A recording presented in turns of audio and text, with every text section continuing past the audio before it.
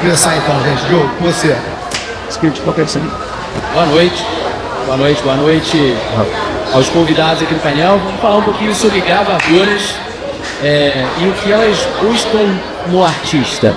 Acho que a pergunta de milhões aí, né, depois de ter respondido sobre o que os contratantes querem, agora é a vez das gravadoras.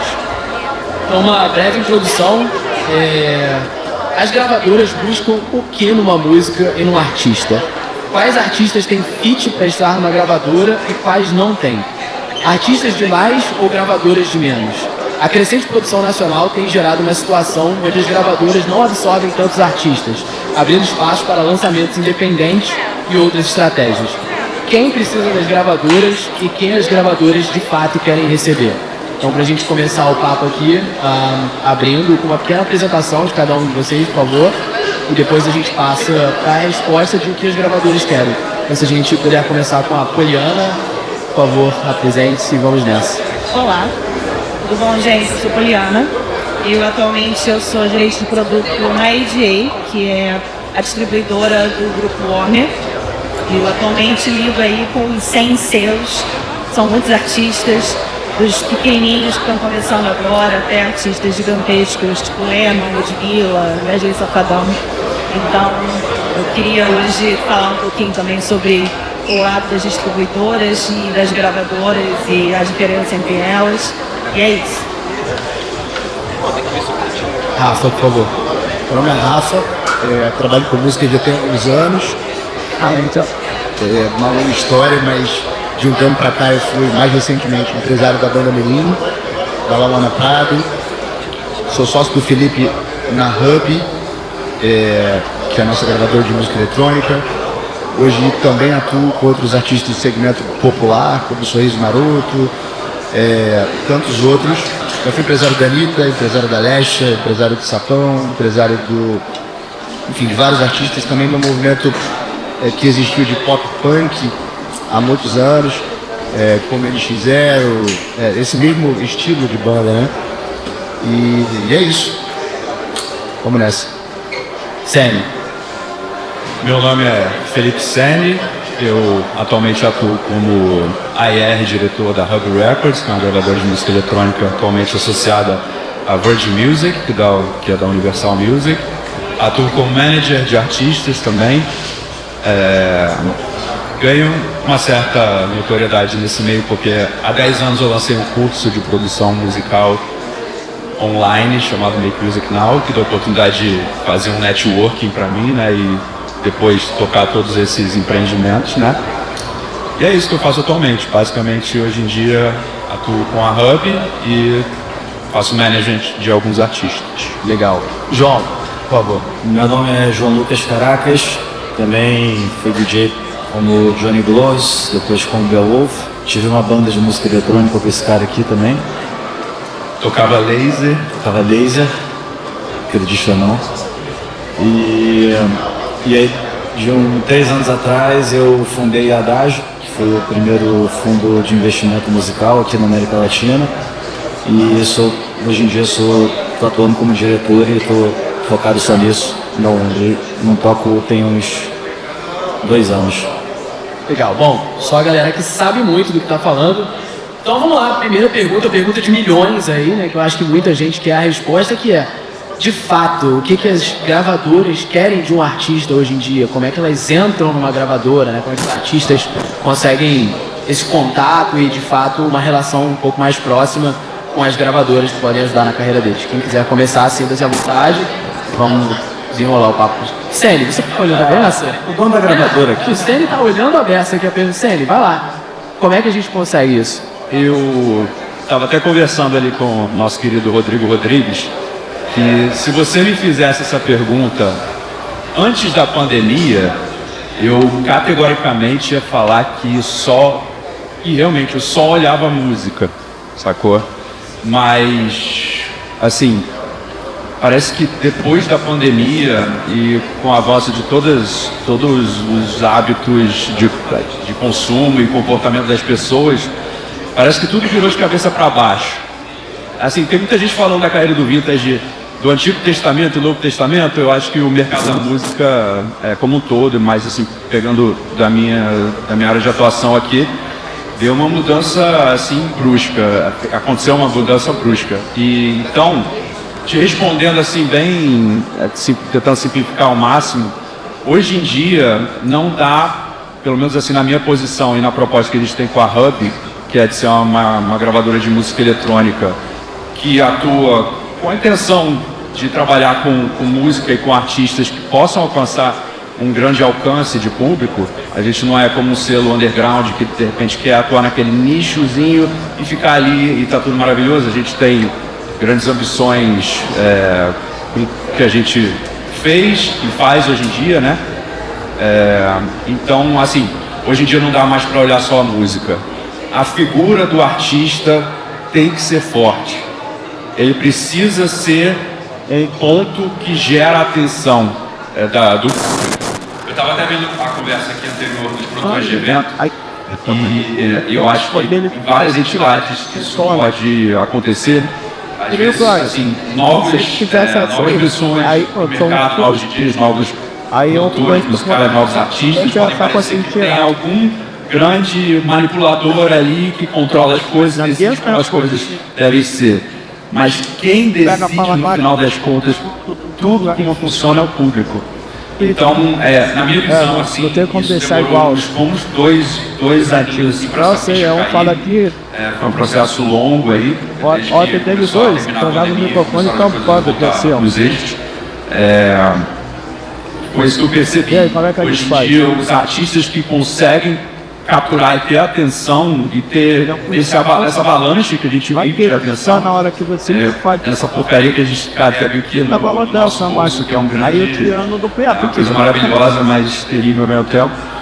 Se o artista não for uma pessoa que tem o interesse de mostrar quem ele é, o que o faz ele diferente das outras 7 bilhões de pessoas que tem no planeta, vai ser muito difícil prosperar nesse momento da história no meio da música, e aí pega dentro do nosso universo aqui da música eletrônica.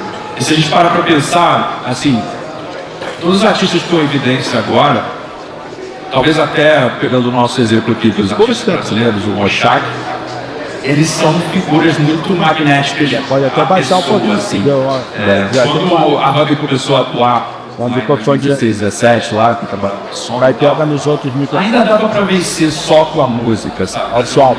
E fazer um trabalho de divulgação, exposição daquela música e aquela música acabar revertendo no artista.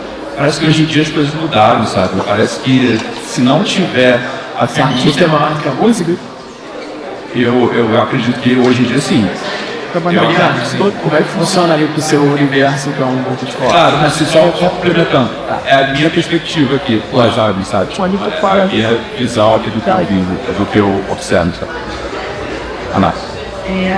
O painel chama aqui que os gravadores querem os artistas, né? Mas eu acho que eu gostaria de trocar a pergunta para tentar entender o que os artistas querem das gravadoras. E por que hoje em dia os artistas ainda seriam 100% dependentes de uma gravadora. Eu trabalho na área de distribuição, então tenho todos os nichos ali dentro. Eu tenho trap, eu tenho rap, eu tenho forró, eu tenho pagode, eu tenho música pop, MPB.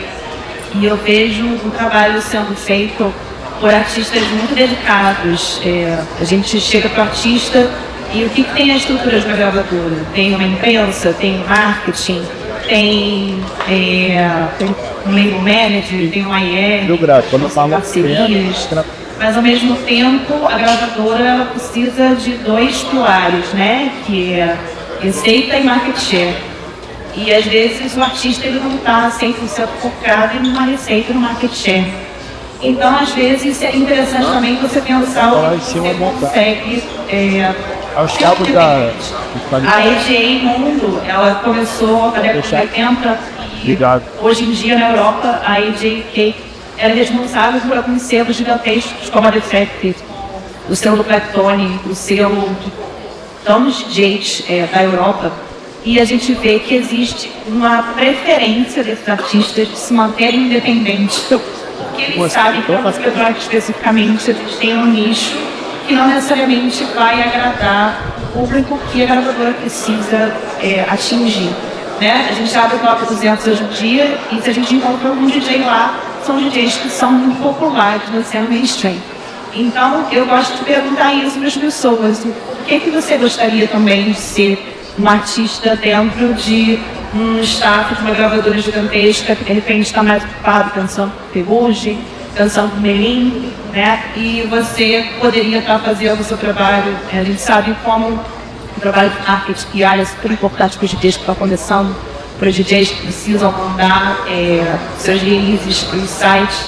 Às vezes a gente vê alguns DJs reclamando dos playlists dos sites do Instagram, e aí eu pergunto pro pessoal do site, já recebeu o release dessa pessoa? Eu nunca recebi um release, nunca foi contada a história, nunca se você apresentou. Então, eu acho que a gente tem que pensar um pouco nisso também. Eu concordo com o Felipe com a questão do artista hoje em dia ele ser grandioso. Eu estava ali atrás do meu Instagram agora e eu vi uma ação agora da sua Trap Boa, que o Vintage parou de seguir o perfil da sua Trap Boa para dizer que estava contra o line-up de BH. A gente sabe disso, a gente sabe o tamanho dele. Eu fui Fono 8 no passado e eu encerrei com Fono 8 no Vintage porque era um back-to-back Panama, que foi uma das coisas mais faladas do ano passado, foi repetida agora em São Paulo. Então, sim, você é um artista pequeno e você sabe que você pode voar independente, talvez você esteja podendo procurar um outro caminho para você. E se você é uma artista muito grande dentro de uma gravadora, você sabe que você vai conseguir o seu suporte lá dentro. É isso que eles querem. Eles querem pegar DJs nacionais e jogar no top global. Eles querem fazer um trabalho de base. Eu passei por isso com o Bruno Martini na Universal, eu vi isso acontecer com a Loki na época do Rivinal, o case do Spotify que jogava a Loki 200 global. Então, assim, eu acho que tem para ambos os lados, né? O pequeno e o grande. Legal, bacana. Rafa, você quer completar alguma coisa também? Você quer ter uma vivência não somente de eletrônica, ou se quiser dar também a sua visão junto à Hub? A gente fala muito, eu e o Felipe, nos últimos anos a gente trabalhando juntos, a gente já não muitos anos, mas trabalhando juntos já talvez há 7 anos, 8 anos, por aí. De lá pra cá a gente, o mercado foi mudando muito, a gente debate muito sobre vários temas. E uma coisa que eu percebo é que quando o artista assina com a gravadora ou com o selo, ele deposita na gravadora, naquele selo, naquela distribuidora, muita expectativa, ele coloca toda, ele desiste de correr atrás e acha que está resolvido. E assim você faz inverte esse pensamento, ele se coloca no lugar da gravadora, de quem está com uma verba na mão para poder distribuir para milhares de artistas ou dezenas de artistas, aquela pessoa, ela obviamente vai escolher aquele artista que se movimenta mais, que se faz mais presente, que entende que não é só a música, apesar da música ser o principal componente, né? Que entende que vai muito além disso. Uma dificuldade muito grande que eu tenho como empresário da música é fazer com que os artistas entendam que eles são a principal parte dessa engrenagem e que eu, como empresário, não posso querer mais que ele. Nunca. E a gravadora é igual, é a mesma coisa. Se você se movimenta, se você se faz presente, se você está atuando em todas as suas redes sociais, se você participa das suas reuniões, se você começa a entender do jogo, fica mais fácil para quem está do outro lado acreditar e dar mais espaço para você. A venda é infinita, né? De qualquer gravadora, das maiores às menores. O que faz com que você tenha um pouco mais de verba dentro do resultado que você vai dar, verba e atenção, é exatamente o tempo que você dedica para aquilo. A gente fala muito sobre isso, eu uso muito isso, né? Eu vou falar para as pessoas que querem ter música, que a música, por ser muito lúdica, assim como evento, eu vim da área dos eventos, né? O Felipe também começou a carreira dele na área de eventos.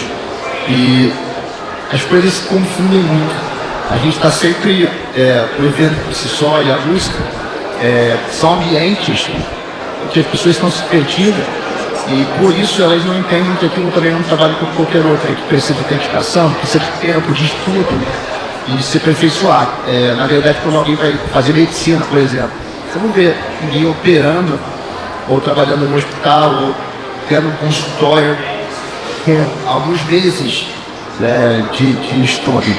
Cara, precisa fazer 8 anos na faculdade, às vezes 4, 5 anos na faculdade de residência. Mesma coisa se você for para a área do direito, mesma coisa se você for para Cara, existem inúmeras áreas e profissões que as pessoas se especializam por anos antes de conseguir ter o seu lugar ao sol. E na música existe uma distorção disso, que as pessoas acham que se um ano ela não acontece, flopou, é errado, não é isso. E elas vão se frustrando com essa expectativa que é criada de ter tudo muito mágico, que é realmente. Mas, cara, eu trabalho com música há 17 anos agora.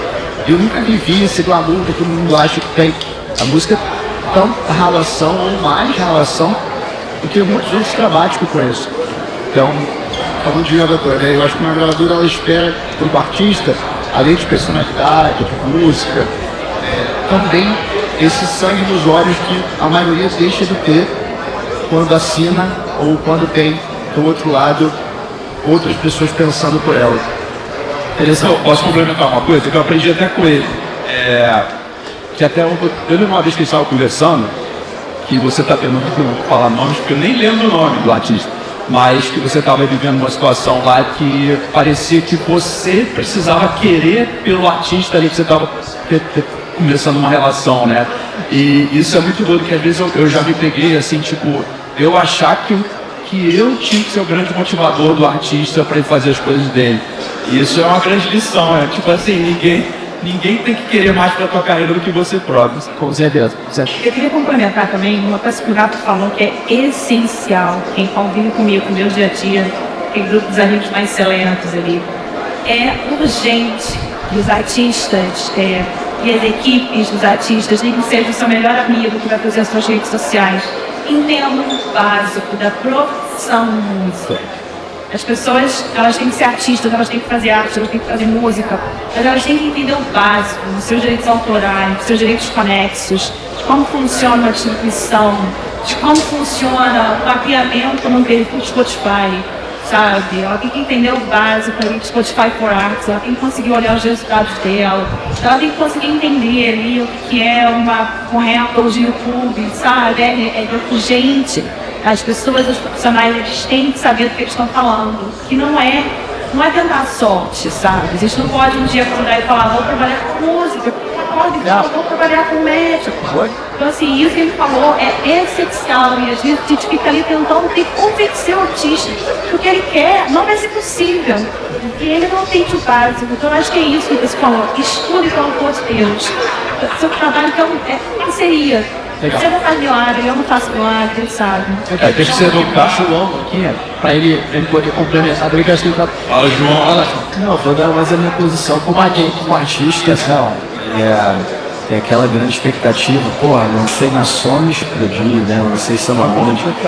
E é uma via de mão dupla, tanto, tipo assim, a gravadora precisa que o artista queira muito, a gravadora só vai entrar ali pra te dar um empurrãozinho a mais, e o artista, ele vai ter a gravadora só ajudando ele a ventilar a música dele, vai ser mais um braço parceiro, mas não é tudo, sabe? Até porque, cara, a gravadora vai ter ali, a Sony vai ter o Nath Roots, vai ter o Gustavo Lima, vai ter tudo bom. E tem muito risco no negócio da gravadora, né? O pessoal até compara com fundo de investimento de risco.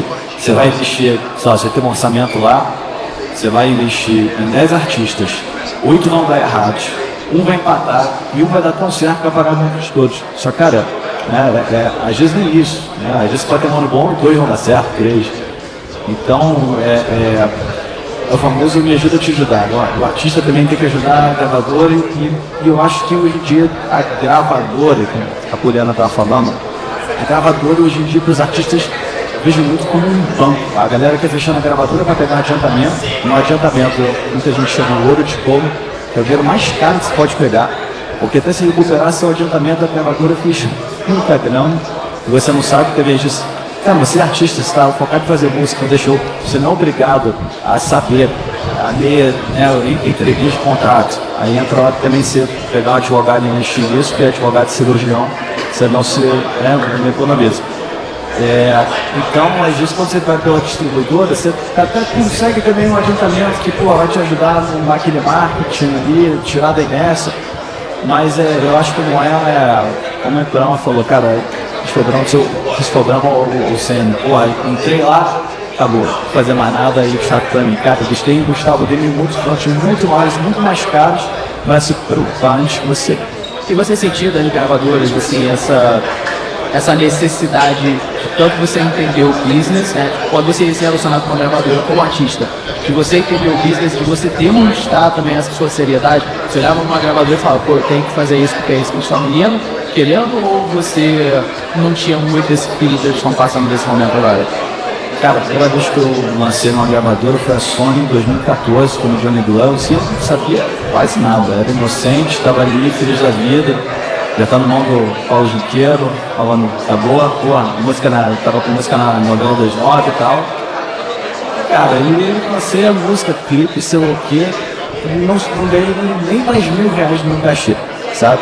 Legal. E aí, então, tipo assim, coisa, porra, achando que agora eu ia, seria bem, pô, não, calma, aí vamos também ganhar um balde de água fria, te deixa muito mais humilde, aí você começa a tentar entender mais alguém e buscar também entender todos os... Porque quanto mais você entende como funciona o jogo, aí você começa às vezes, porra, não tô dando tanta atenção aqui, que é muito importante, mas tô aqui, porra, não sei ver isso daqui, cara, vou chamar... Dá logo falar com certo, a galera lá embaixo batendo papo. Conversa com os amigos, com todo mundo. Você aqui não. Perfeito, legal. Existe uma mística aí no mercado, né, que a gente ouve bastante, que é que antigamente as gravadoras, né, ao longo desse tempo as gravadoras, elas sempre tiveram um papel, principalmente desenvolvimento do artista, né? Tinha a estrutura da gravadora para desenvolver o artista, né? Foi a parte de performance, a parte de A&R, a parte, às vezes, muitas vezes de media training, etc, né? Só no caso de vocês, porque eles estão batendo papo alto.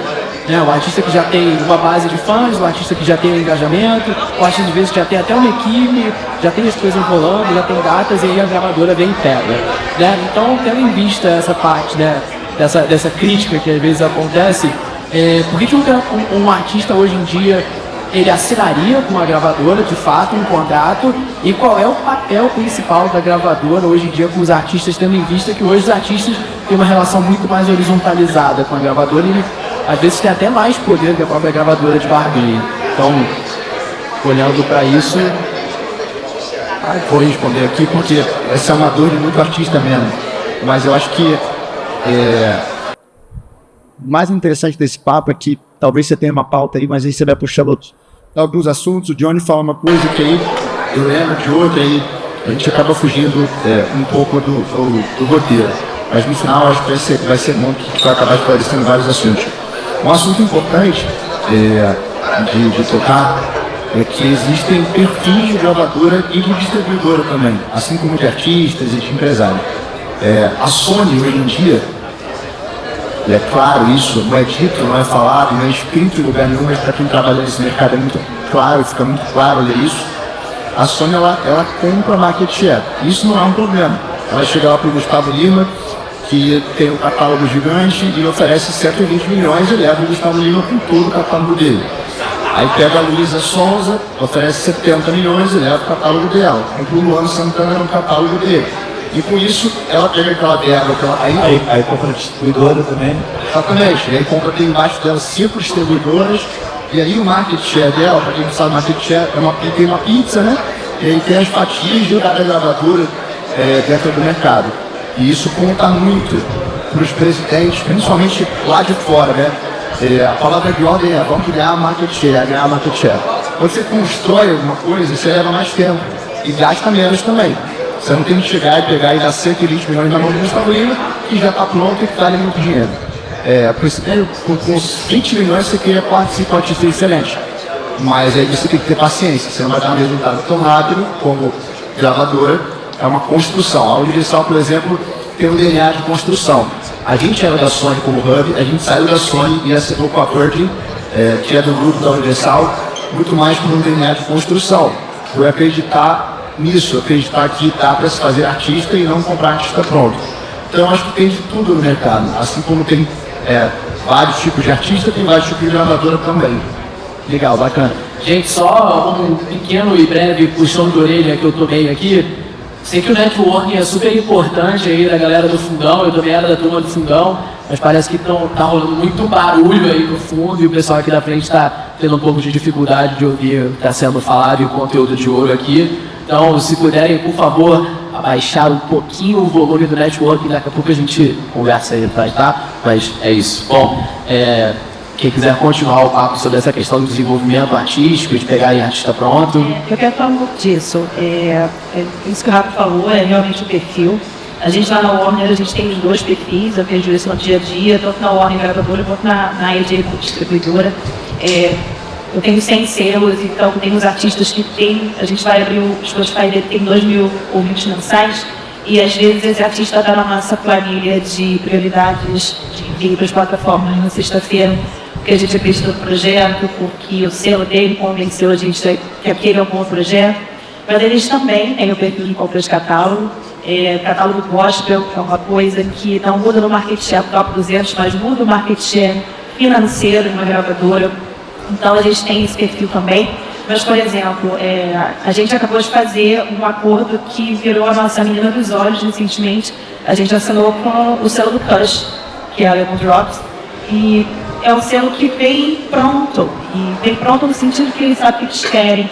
Eles têm um projeto, eles têm uma quantidade de lançamentos já pré-programada, eles sabem do negócio, eles sabem o que eles estão fazendo. A gente, com o nosso primeiro lançamento, a gente pegou a capa da principal playlist do música eletrônica do Spotify para eles.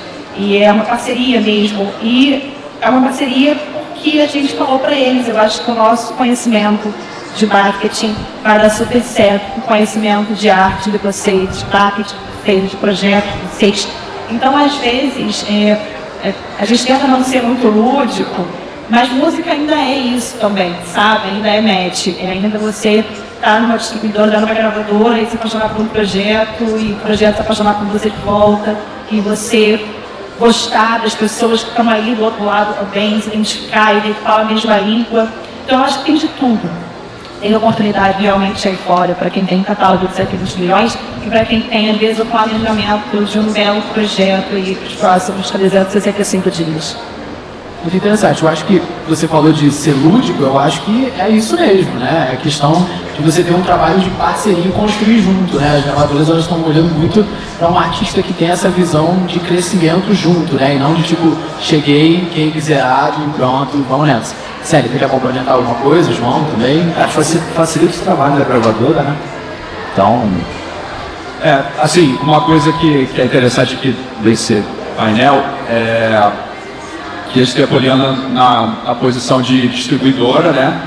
O Brahma citou algumas coisas de como funciona a Major e a gente às vezes pode chamar tudo de gravadora. Sony é uma gravadora, a Virgin é gravadora, a Hub é gravadora, só que a Hub desse universo que a gente está conversando aqui seria o selo, seria um projeto que tem um conceito ali artístico, um conceito, um plano de negócios, ativos também, que acho que todo selo precisa ter ativos muito importantes. Você falou do selo do Kush, né? Tem lá o Kush, que é o principal ativo do selo, né? E na Hub, assim, a Hub é um selo nesse universo aqui de tecnologia, né? E aí você perguntou por que talvez assim seria bom para um artista lançar com a Hub, né? Ou lançar com uma gravadora. E aí vou falar do ponto de vista da Hub, né? E da questão de desenvolvimento de carreira. Eu vou explicar como funciona o nosso mundinho aqui. A gente, na nossa empresa, nós temos os 2 braços. Uma parte dela do management e outra é puramente uma gravadora. Na gravadora, a gente não cria vínculo nenhum de desenvolvimento de carreira com nenhum artista. A nossa função na gravadora é pegar a música daquele artista e tentar fazer ela conquistar os objetivos que o cara tem ou sonha em ter com aquele lançamento. A nossa proposta sempre foi, se a gente vai lançar uma música de um artista, a gente quer que os resultados desse lançamento sejam muito melhores do que se ele pegasse a música e subisse numa distribuidora, numa RPM, Tunicor, qualquer coisa aí que pega a música e sobe lá. Então a gente tem tentamos sempre cumprir esse propósito, né? Então, nossa relação com os artistas como gravadora é de, naquela música, ou se de repente a gente combinar de fazer uma sequência de lançamentos, a gente tentar conquistar o melhor resultado possível usando os nossos ativos, que é a nossa expertise, a nossa influência no mercado, a presença. No começo da Hub funcionou porque nós tínhamos, assim, os astros estavam alinhados, a gente tinha um grupo de artistas que a gente gerenciava a carreira, e a gente conseguia coordenar todos ali, cada um tinha dentro do mesmo universo, mas cada um tinha um perfil que coexistia, E a gente teve a oportunidade de trabalhar com a Sony, que foi um grande impulsionador do selo, né? A gravadora Major impulsionando o selo com seus recursos, sua influência, sua grana, né? Isso é muito importante, tudo isso, né? E, bom, e assim é assim nossa relação como gravador com os artistas. Mas a gente atua também gerenciando carreiras, né? Inclusive um dos artistas que a gente desenvolveu a carreira foi o Kush, né? E a gente tem lá, tipo, todo um histórico de lançamentos dele. E aí, tipo, aí sim, no nosso braço de management dentro da nossa empresa, aí a gente faz todo o trabalho 360. Tanto de ser ali o braço direito do artista, de sentar com ele e entender onde ele quer chegar, ao marketing, a toda a parte jurídica, né, que a gente criou uma estruturazinha dentro de casa para cuidar disso tudo, e a contratação de todos os serviços que precisam. Então, no nosso modelo de negócio, esses dois braços separados. Claro que há uma interseção, porque tem artistas que nós gerenciamos a carreira que a gente faz o lançamento pela nossa própria gravadora. Mas, basicamente, é assim que a gente estruturou essas questões. Legal, bacana. Quer mais alguma coisa, Wilson? Beleza. Eu acho que uma parte importante aqui da gente conversar também é a gente entender a demanda de quem está ouvindo aqui também, né? Então eu queria, se alguém quiser fazer alguma pergunta para eles, fica à vontade para fazer perguntas, que a hora é agora, que eles têm essa disponibilidade para conversar com vocês. Alguém tem alguma pergunta que gostaria de fazer? Levanta a... CNC é ídolo, então gostaria de perguntar para ele a questão da pista de dança. Depois da pandemia, eu percebi, porque apesar de ser DJ, também ser dono de gravadora, eu sou da pista. Eu gosto de ir frequentar, para pegar a influência de outros DJs, outros produtores musicais e sentir a vibe da pista. Eu percebi que a pista, depois da pandemia principalmente, no Brasil especificamente, é uma coisa muito específica do Brasil. Vou falar com a experiência que eu viajei para tocar em vários lugares do mundo, é uma coisa bem específica do Brasil. Ela não dança mais, como antigamente. As pessoas estão muito paradas. Não é uma coisa da música, talvez uma coisa da bioquímica, do que está acontecendo. Eu basicamente queria saber a influência da pista, o que está acontecendo na pista com os lançamentos das gravadoras. Como é que está trabalhando essa conjunção de uma pista brasileira que não dança mais como antigamente. Gostei da sua afirmação categórica, assim. Claro que eu não vou concordar plenamente com isso, porque tem pistas e pistas, tem gêneros e subgêneros, tem lugares. Por exemplo, eu acho que o Rio de Janeiro aqui as pistas são bem paradonas, assim, os eventos mainstream, a galera fica parada. Já quando eu tenho a oportunidade de viajar com algum artista, tipo assim, um dos artistas que eu trabalho é o Almanac. E eles tocam muito ali em Curitiba. Meu irmão, lá a galera pula, vai andando pelo teto e aparece o gol do Brasil em cada drop. Então, não acho que só assim que eu não vou concordar 100% com o que você está falando. Mas a questão principal da tua pergunta é fundamental. No Antigo Testamento, eu sempre me guiei na escolha das músicas que a gente ia lançar na Hub. A questão fundamental era dentro assim dos meus limites eu tinha minha carreira humilde de DJ, assim, o propósito principal da música que a gente lançava é alguma coisa que fosse útil para os DJs da cena brasileira naquele momento, músicas que fossem funcionar. Claro que sei lá, tudo batia um vintage na nossa porta, a gente lançava sem pensar duas vezes, mas principalmente na escolha de novos talentos, era música assim que fosse funcionar para a pista e da pista daquele momento da história para frente, nunca pegando muita coisa assim antiga. E, bom, mas aí tudo mudou, né? Tipo, e agora, tipo assim, eu tento procurar assim, sons que conversem com o que está no momento atual e que possa vir a acontecer lá fora. A minha fórmula de pensar na escolha assim, de AR para Hub sempre foi muito simples, assim, tipo, eu ficava monitorando músicas assim que recém estavam dando certo e que vários dias estavam tocando, seja uma coisa aqui de uma referência internacional ou brasileira mesmo, e ficava ali, tipo assim, as pessoas ainda, no contexto geral ainda não estão lançando muito disso, então vamos apostar nisso aqui porque eu vi que funciona. Aí, assim, cabe mais um ativo de um selo, né, ter alguém que tem um feeling ali do que possa vir a funcionar, fruto da sua experiência. Mas te respondendo, no passado era 100% guiado dessa forma. hoje em dia, atualmente, ainda tem essa questão. A vocação principal da Hub sempre foi buscar lançar música eletrônica mainstream, ou pelo menos com potencial mainstream, entendeu? A gente nunca embarcou, assim, a gente teve alguns momentos ali de sonoridades, tipo uns slap house, que era tipo Brazilian bass, americanizado, tipo europeizado, sei lá, que era mais de streaming, nunca foi muito nosso caminho não, sabe? Até nas escolhas dos artistas que a gente trabalhou, sempre foi focado muito em artista que fosse ser pisteiro, tanto para ele tocar quanto dos lançamentos. Então, assim, tá um pouquinho nebuloso atualmente, assim, porque eu acho que mudou muito a dinâmica do mercado de música eletrônica brasileiro. Antes da pandemia, a gente teve esse boom aí do Alok Vintage, e a gente teve aqui, até as pessoas falavam pejorativamente que aqui era uma ilha, né, que aqui era um som que só acontecia aqui, mas a gente quis uma ilha monstruosa, continental, então era um mercado maravilhoso. Mudou muito essa dinâmica, né, hoje em dia voltou a dinâmica talvez anterior, assim, do que rola fora, influenciando, tipo, vídeo tech house, vídeo melodic techno aí, né, afro house também.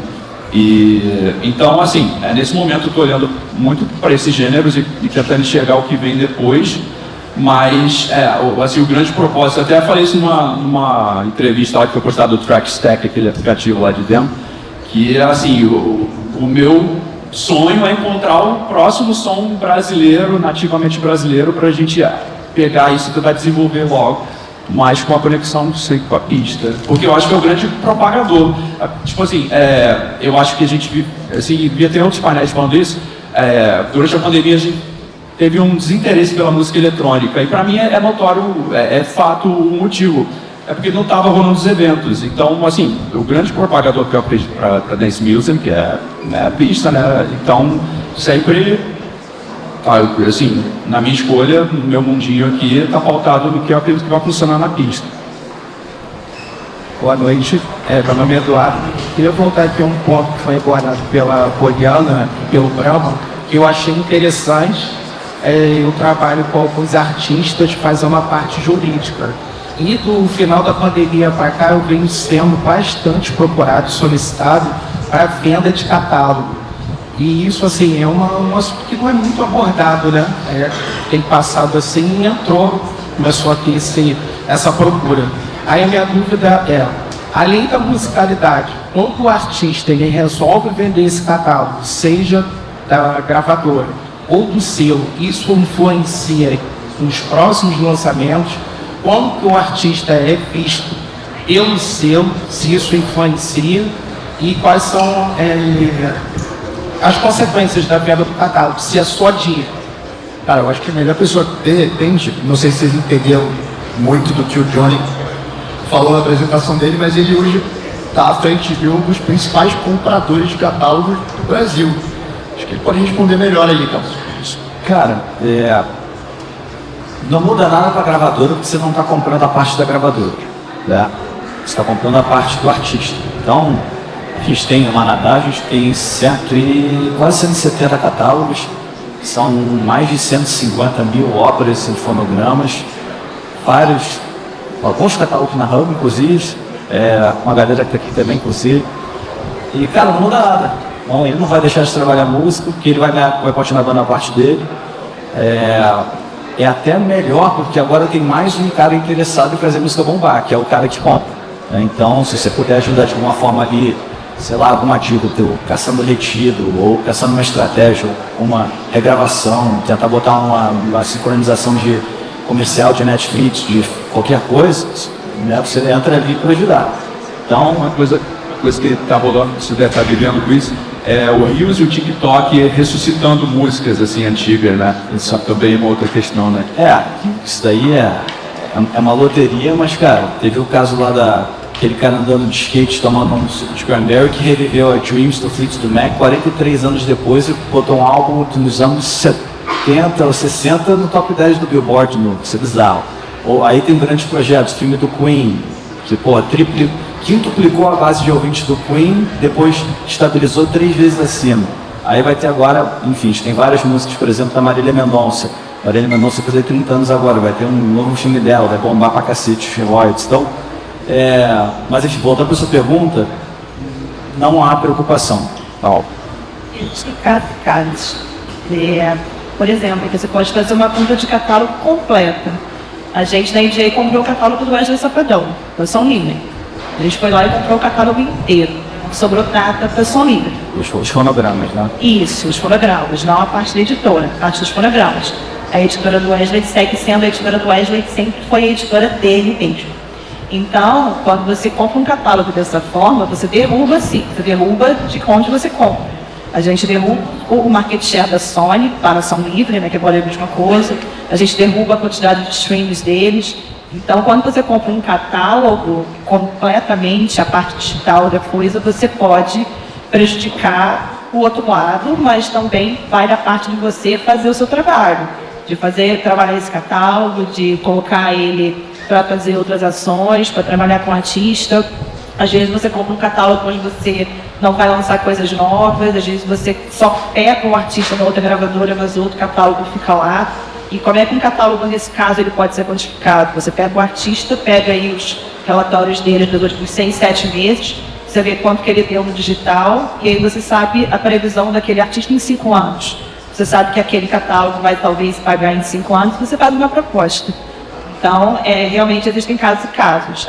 Não muda, eu acho que tanto para as editoras, não muda tanto se de repente o produtor fotográfico daquele catálogo não é a gravadora e a gravadora segue ganhando alguns royalties, mas em alguns casos específicos, quando você pega um catálogo inteiro de uma gravadora e joga para outra, você pode provocar uma mudança ali no esquema.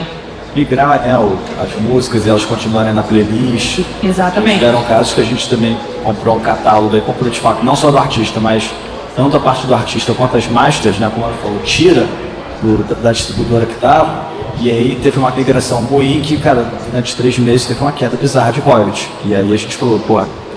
Quando faz isso, sai da biblioteca que salvou ali na às vezes sai, se você não fizer... Se a migração não é feita de forma correta, E aí a gente fala... Aí eu volto para aquele meu tópico de vamos profissionalizar a equipe do artista. Não pode... Quer chamar seu melhor amigo?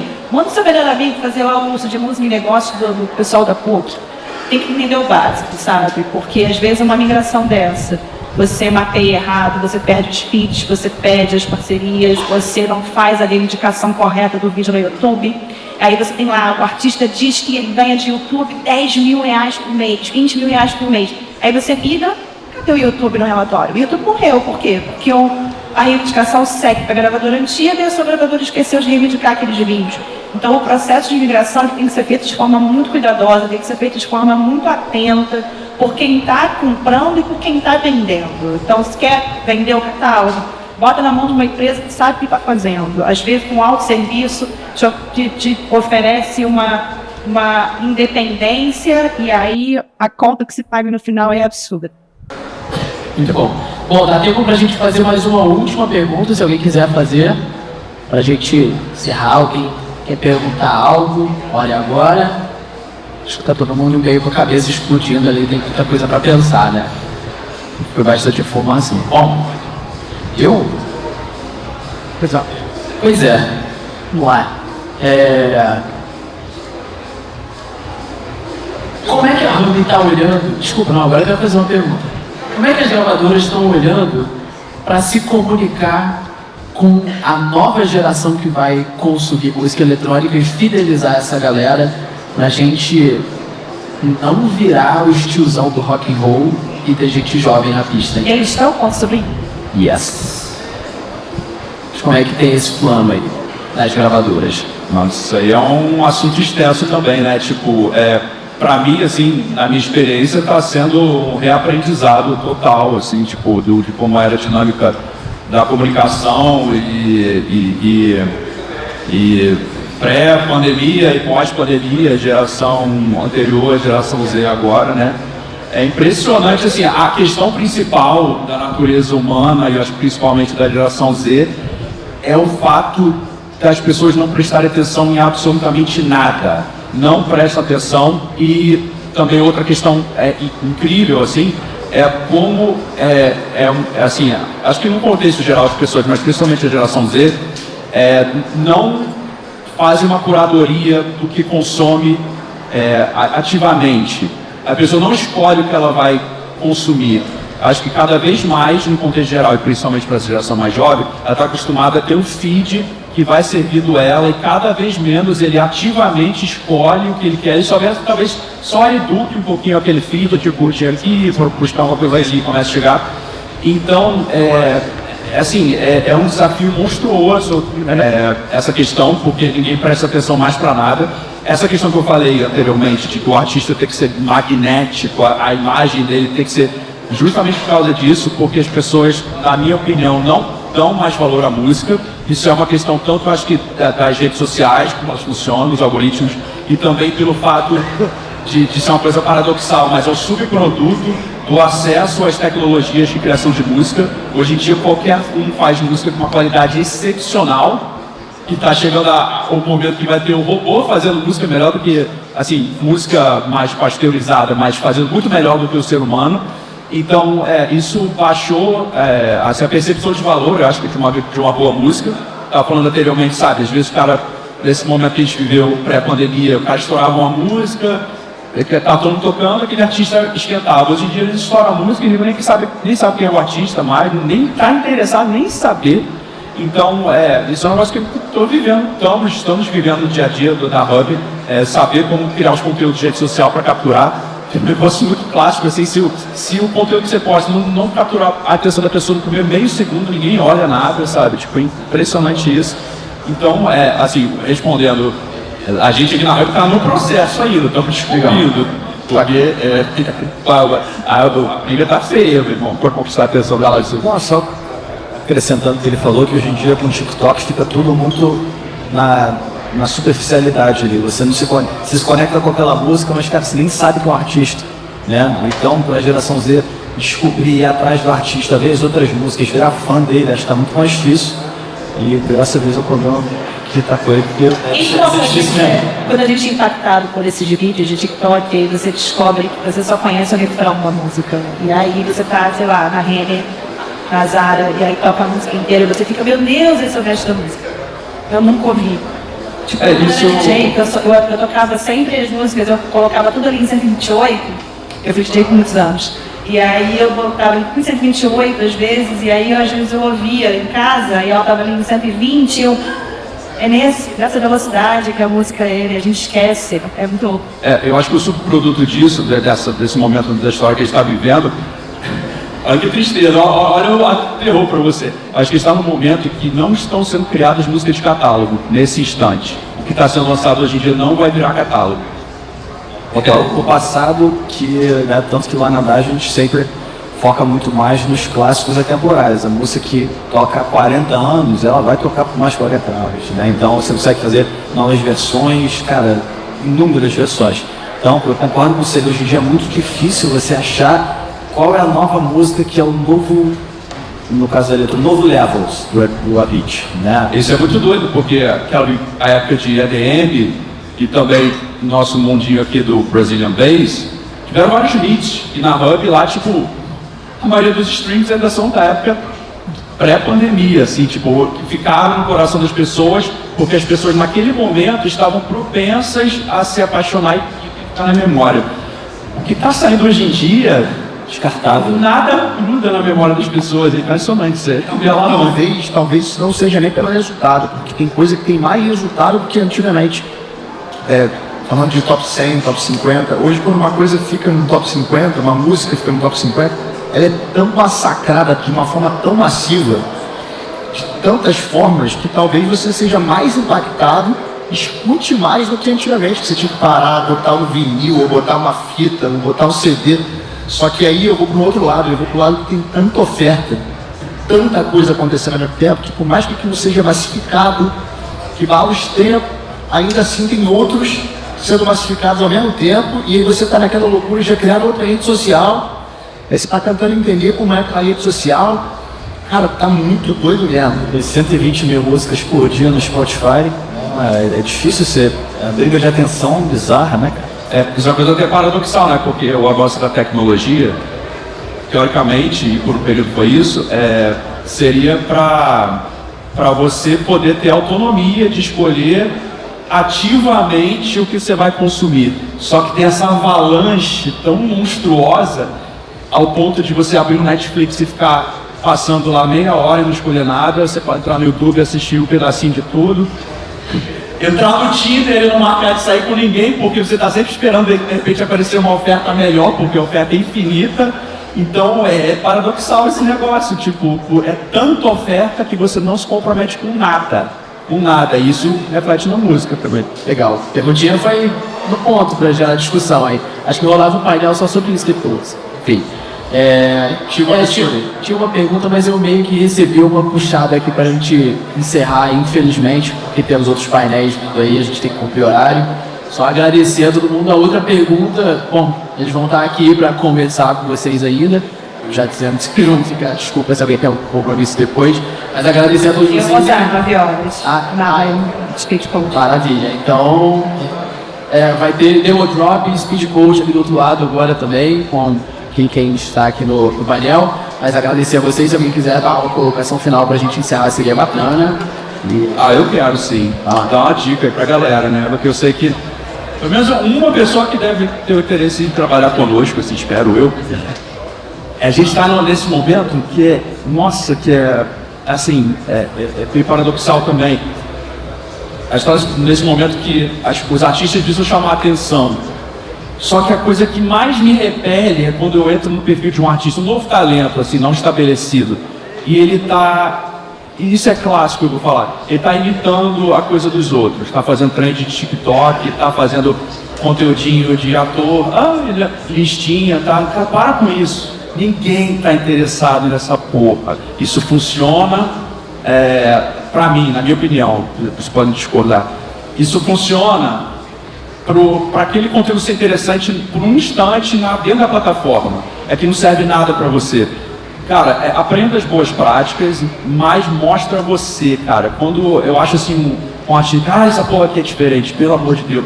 Não sei nem qual é a música do maluco, pelo amor, vem aqui, eu vou dar um exemplo meu, assim, meio maluco. Eu acho a Billie Eilish maravilhosa. Eu não ouço uma música dela, nem sei qual é a música dela. Eu acho ela maravilhosa, porque ela se mostra, assim. Então pega isso, sabe? Mostra o que você tem de você, não fica imitando os outros. Legal, perfeito. Juliano, quer dar uma palavra de encerramento também? Considerações finais aqui, palavras de motivação, sei lá.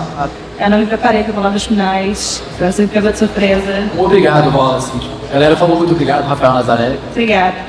Pô, dá uma dica, porque talvez alguém que tenha uma ideia de um selo e que um acelerador, né? Porque a distribuidora faz isso, né? Ela, tipo, sim, dá recursos, né, para quem tem uma ideia boa. Eu acho que é interessante você saber exatamente o tipo de perfil de artista que você é. Se você é um perfil de artista que quer bancar sozinho, quer fazer o seu trabalho, não quer depender de ninguém, quer ter a sua própria equipe, não quer ficar preso a nenhum tipo de compromisso, corre atrás do que você quer. Existem um milhão de opções por aí para você distribuir a sua música. Se você quiser ir com uma gravadora, procura um selo, procura, que a chance realmente de você ser descoberto com uma IR no festival é rara. A gente não pode também aqui mentir, dizer que você vai estar lá tocando, você vai ser descoberto. Manda seus demos, vai no LinkedIn, gente. Todo mundo tem que ter LinkedIn, até o DJ tem que ter LinkedIn. Vai lá, procura as pessoas, faz network, manda mensagem. Eu respondo todo mundo que manda mensagem, nem que às vezes seja com uma, poxa, eu não posso te ajudar nisso. Procura, qual a sua meta? Eu quero trabalhar, ver quais são os selos que estão disponíveis atualmente no Brasil, até lá fora, tem 1 milhão de selos lá fora que distribui. O Scorsese, artista nosso, também na EJ, o selo dele, o nome do Pup, mas ele mesmo distribui por outros selos lá fora, sabe? Então, assim, ele faz um som que é totalmente diferente do que a gente está acostumado no Brasil, porque o BPM no Brasil está realmente muito baixo, nosso amigo ali tem razão, está difícil. Então, faz isso, vê com que você se identifica, manda mensagem, adiciona as pessoas, conversa com as pessoas, mas o que você vai tomar é um não, e o não você já tem. Maravilha, viu? Palavras boas, isso foi ótimo. Brahma, por favor. Acho que todo mundo já falou muito nesse final aqui, mas acho que desde que o mundo é mundo, a gente passa por muitos ciclos na música eletrônica, na música, na arte, né? De maneira geral. E eu acho que a gente vai sobreviver esse momento. A música não vai deixar de ser música nunca. E quando a gente fala que a música não é mais somente a música, não é mais o que faz você vencer, não significa que a música tenha menos importância, né? Pelo contrário, eu acho que a gente já parte do princípio que você tem que ser muito bom no que você faz e ter todo o restante. É que antes, se você fosse só bom no que você faz enquanto artista, criador de música, ok, podia parar ali, que muito provavelmente as coisas iam acontecer naturalmente. Hoje em dia não, né? Você precisa disso e de muito mais. Mas a música continua sendo um pilar super importante e foquem nisso, né? A gente recebe muita coisa na Hub, eu vejo muita coisa fora do universo da música eletrônica, que a pessoa que produz não tem nenhuma autocrítica, um senso é tão ruim e a pessoa acha que aquilo é muito bom, e aí é muito difícil você dizer para ela que aquilo não é o que ela acha que é. Então, faz esse exercício em casa, com pessoas que você ama, mas sai também da tua bolha, porque quem te ama vai falar sempre que aquilo é muito bom. Tenta entender se o que você está fazendo é realmente bom para poder ser diferente no meio dessa competição tão grande por atenção que está existindo. É isso. Maravilha. João, por favor. Cara, eu tava pensando aqui, pegando um pouco do que o Brahma falou, é uma parada que é meio clichê, mas, cara, cada dia eu vejo que é isso, fica mais óbvio pra mim, ainda mais depois que eu saí de tocar, cara, que é você fazer o som, cara, que é a sua verdade, que às vezes isso pode demorar. Eu tava até falando com o Piva agora há pouco tempo, não sei se pegou, tá aí, mas o Piva é, né, o road manager, enfim, produtor do Mais é o irmãozaço meu também. Cara, o Mais, quando tava todo mundo fazendo EDM, todo mundo fazendo Brazilian Bass, seguiu da onda, o Mais falou, não, cara, eu vou fazer o meu som, que eu nem sei o nome dessa porra, mas eu vou fazer porque eu gosto, e passou 1 ano, 2 anos, 3 anos. Cara, quando a onda veio, ele tava na melhor posição possível. Hoje em dia, eu moro no Brasil aí, cara, o único, né, do Afro House, acho que é o cara, né? Enfim, então, o foda disso é porque, às vezes, você tem que, sei lá, pagar suas contas, e, cara, o som não vem. É difícil, tem que ter uma paciência ao mesmo tempo, tem que ter uma resiliência, tem que ter muita sorte também de estar na hora certa, no momento certo. Só que, cara, quando você diga só seguir a próxima onda, é muito mais difícil dar certo. E quando você acredita numa parada, pode demorar mais, mas, cara, quando vem grande, você se torna um titã da parada. Maravilha. Aos convidados, muito obrigado. A todos vocês, muito obrigado. Esse foi o painel Sem Cavadores. Yeah.